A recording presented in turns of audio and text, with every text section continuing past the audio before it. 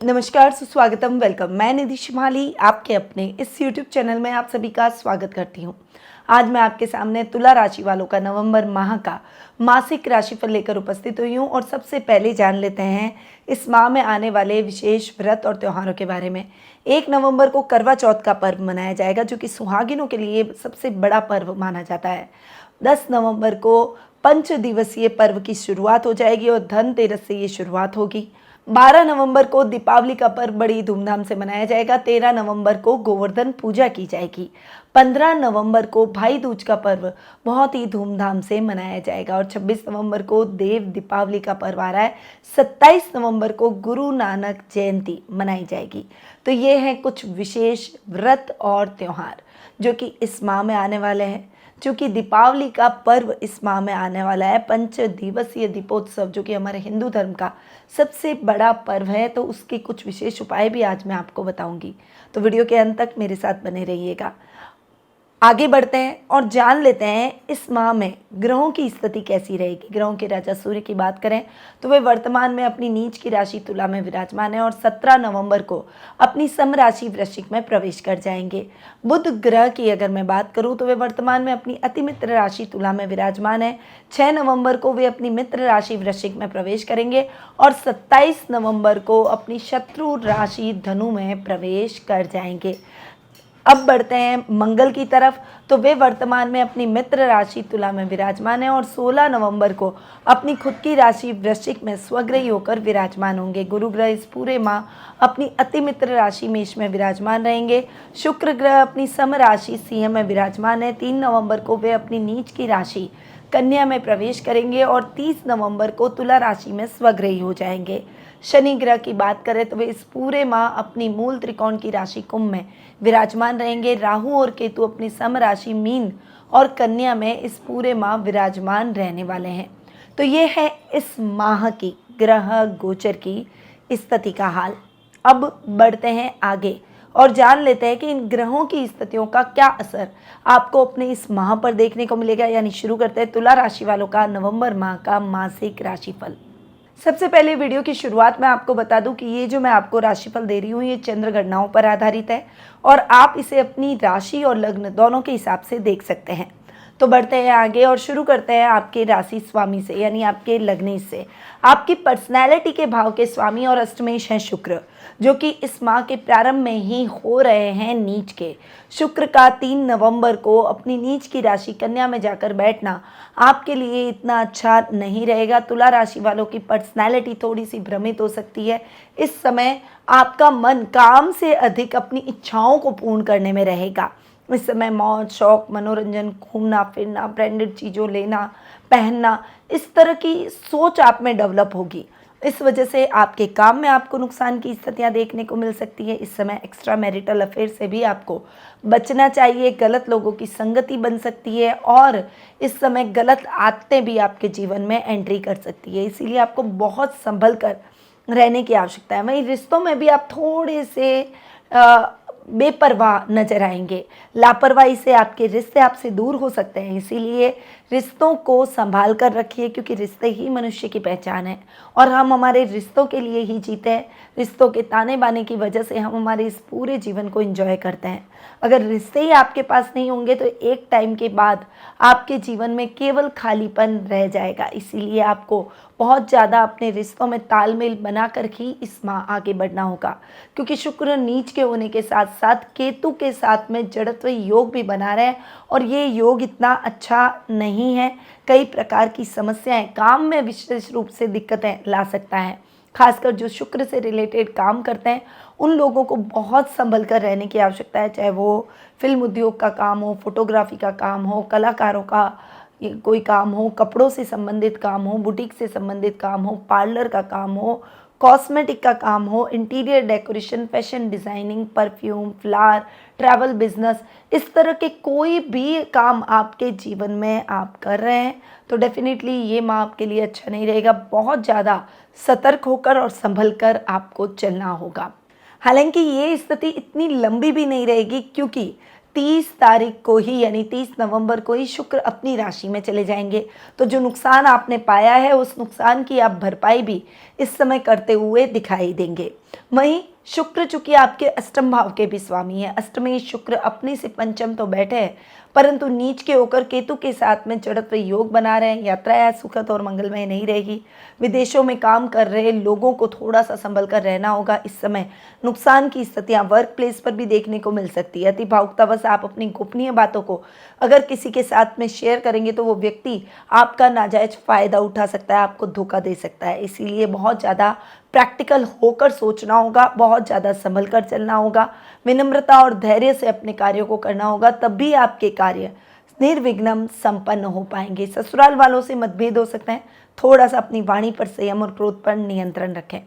तो शुक्र के रिजल्ट तो इतने अच्छे नहीं हैं। अब बढ़ते हैं आगे और जान लेते हैं आपके धन स्थान की स्थिति।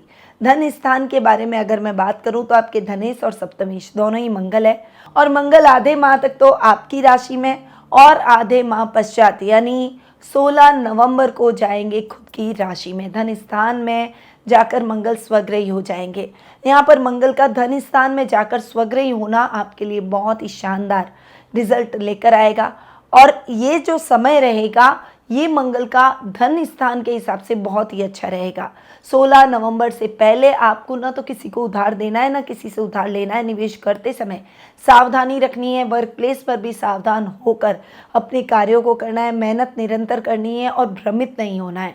पर 16 नवंबर के बाद आपने जो भी मेहनत की है उसका यथेष्ट फल आपको जरूर प्राप्त होगा। कुटुंब में मान सम्मान बढ़ेगा, सामाजिक कार्यक्रमों में आपकी भागीदारी बढ़ेगी, घर की महिलाओं को आप गिफ्ट दिलवाते हुए दिखाई देंगे। इस समय आप जो भी कार्य हाथ में लेंगे उसमें आपको लाभ की स्थितियां अच्छी देखने को मिलेगी। बड़ी बड़ी अपॉर्चुनिटीज़ इस समय आपको प्राप्त हो सकती है। वर्क प्लेस पर आपको कोई बड़े प्रोजेक्ट को लीड करने का अवसर भी मिल सकता है।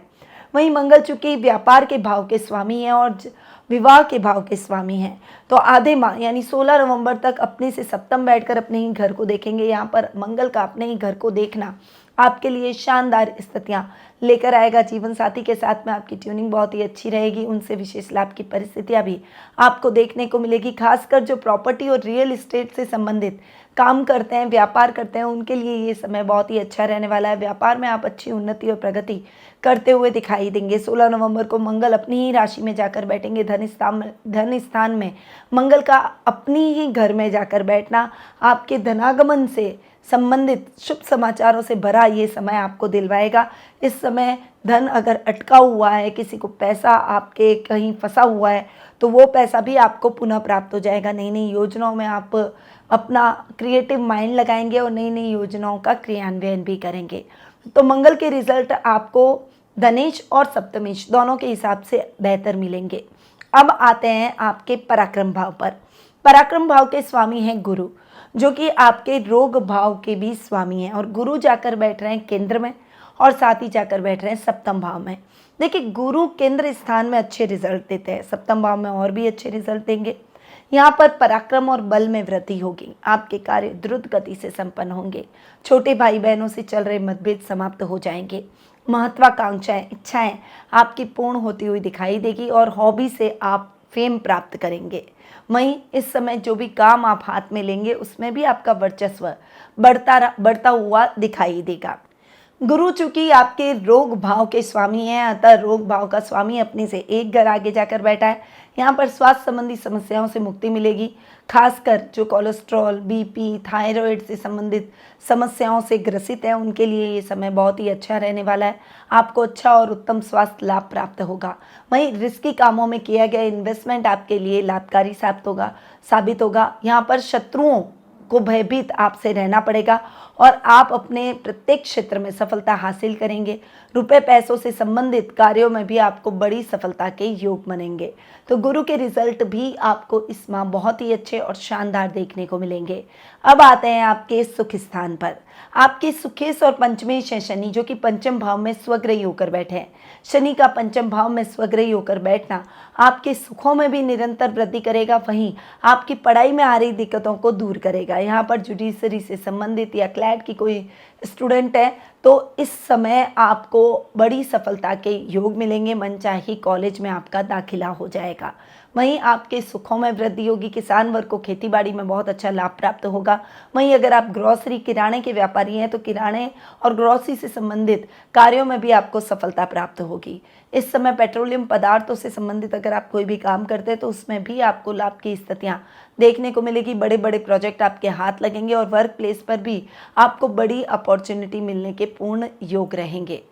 अब आते हैं सीधा भाग्य स्थान पर। भाग्येश हैं बुध, जो कि आपके खर्च भाव के भी स्वामी हैं और बुध जाकर बैठ रहे हैं आपकी ही राशि में। नीच के सूर्य के साथ में बुध की युति हो रही है। साथ ही बुध महीने के प्रारंभ में आपके धन स्थान में जाकर विराजमान होंगे। 6 नवंबर को बुध अपनी अति मित्र राशि वृश्चिक में चले जाएंगे और यहाँ पर बुध के रिजल्ट और भी अच्छे आपको देखने को मिलेंगे। भाग्य के साथ साथ आपको कर्म प्रधान भी बनना होगा। इस समय आप अपने अधूरे पड़े हुए कार्यों को द्रुत गति से संपन्न करने की तरफ प्रयासरत रहेंगे तो निश्चित रूप से आपके अधूरे पड़े हुए कार्य भी पूर्ण होंगे और नए कार्यों की शुरुआत के लिए भी ये समय आपके लिए सपोर्टिव रहेगा। परंतु थोड़ा सा आपको एफर्ट्स ज़्यादा डालने होंगे। यहाँ पर आप धन कन के कार्यों में आपकी रुचि बढ़ेगी और इस समय आपको अपने पेरेंट्स और मित्रों का पूरा साथ और सहयोग मिलेगा। बुध चूंकि खर्च भाव के स्वामी हैं, अपने से एक घर आगे और उसके बाद में अपने से तृतीय जाकर बैठेंगे और यहाँ पर बुध का बैठना आपके लिए बहुत ही शानदार परिस्थितियाँ उत्पन्न करेगा। बुध थोड़े से खर्चों में कमी लेकर आएंगे। हालांकि शुक्र और केतु का जड़त्व योग खर्च भाव में बन रहा है, वो आपके अनर्गल खर्चों को बढ़ा सकता है। अपने मन को थोड़ा सा तटस्थ रखकर, नियंत्रित रखकर आपको चलना होगा। बजट देखकर चलेंगे तभी आप सफलता हासिल करेंगे। जो लोग व्यापारी वर्ग हैं उनको बहुत अच्छा लाभ व्यापार में विदेशी कंपनियों से देखने को मिल सकता है। वहीं आईटी फील्ड से जुड़े हुए लोगों को भी विदेशों में रहने वाले खासकर युवक युवतियों को अपनी नौकरी से संबंधित शुभ समाचारों की प्राप्ति होगी। तो बुध के रिजल्ट आपको दोनों ही भावों के हिसाब से अच्छे मिलेंगे। अब आते हैं आपके कर्म भाव पर। कर्म भाव की अगर मैं बात करूं तो कर्मेश है चंद्रमा, जो कि निरंतर चंचलता लिए हुए हैं। यहाँ पर थोड़ा सा अपने कंसंट्रेशन को आपको बढ़ाना है। इस समय भ्रमित नहीं होना है, डिसीजन मेकिंग स्ट्रांग रखेंगे तभी आप अपने कार्यों को सरलतापूर्वक संपन्न कर पाएंगे। अधिकारियों का साथ और सहयोग आपको भरपूर मिलेगा, परंतु भावुकता जहाँ रखनी हो वहीं भावुकता रखें। जहाँ पर आपको प्रैक्टिकल होकर सोचना है वहाँ पर थोड़ा सा प्रैक्टिकल ज़्यादा होंगे, तभी आपके लिए बेहतर परिस्थितियाँ और बेहतर भविष्य के रास्ते, उन्नति के मार्ग प्रशस्त होते हुए दिखाई देंगे। अब आते हैं आपके लाभ भाव पर। लाभेश हैं सूर्य, जो कि आपकी राशि में नीच के होकर विराजमान हैं। सूर्य 17 नवंबर तक यहीं रहने वाले हैं। उसके बाद में सूर्य चले जाएंगे आपके धन स्थान में। तब तक लाभ की स्थितियाँ थोड़ी सी फ्लक्चुएट होती हुई दिखाई देगी। यहाँ पर आपको कोई भी कार्य जल्दबाजी में नहीं करना है। हर कार्य सोच समझ कर करने का प्रयास करें। अपने मित्रों की संख्या में वृद्धि जरूर होगी, पर आपको किससे अपने करीब लाना है और किससे थोड़ा सा डिस्टेंस मेंटेन करना है, ये आपको तय करना आना चाहिए। मित्र रूपी शत्रु भी आपके सर्कल में जुड़ सकते हैं जिसका आप पता नहीं लगा पाएंगे, पर अपनी गोपनीय बातों को अपने तक आपको रखना ही होगा। इस समय आप सामाजिक मान सम्मान में वृद्धि जरूर प्राप्त करेंगे, परंतु समाज से संबंधित कोई बड़े निर्णय आपको अपने ऊपर नहीं लेने हैं, वरना आप अच्छा करना चाहेंगे परंतु उसके बावजूद बुरा हो जाएगा और अपयश के भागीदार आप बन सकते हैं। इसीलिए थोड़ा सा 17 नवंबर तक संभल कर रहे हैं।